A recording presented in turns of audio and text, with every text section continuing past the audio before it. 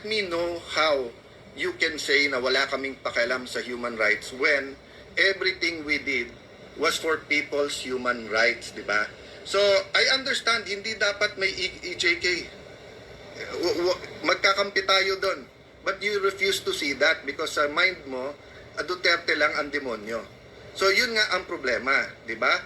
So, on one hand, you have a Philippines that is nearing a narco state where the streets are not safe, when all kinds of corruption, tanimbala, kung ano-ano nangyayari, and you did not want to deal with that. So let me address that point also. Di ba kayo ang chairman ng Commission on Human Rights nung last year ba o last 2 years ni President Arroyo? At inimbestigahan niyo po si Mayor Duterte. Wala kayong naging conclusion, wala kayong final na kaso, di ba?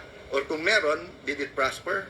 Oh, tapos sabi mo kasi powerful kasi kaibigan nga niya ang dating Pangulo na nag-appoint din naman sa iyo.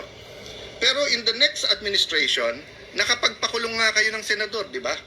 Kung sino-sinong nilabanan nyo at sabi nyo nga na kaya nyo. Eh ikaw ang Secretary of Justice. Bakit hindi mo kinasuhan si Mayor Duterte noon? Hinintay mo maging presidente, tapos nag-launch kayo ng investigasyon. Nung nabuko ko na medyo may problema sa mga witnesses, may inconsistencies, anong ginawa mo nung chairman ka at pinatayan ako ng mic? Di ba? Inareglo mo, imbis na magalit ka, dahil karapatan ko naman magsalita. Never naman sa Senado na nagkapatayan ng mic, dun time mo lang. Di ba?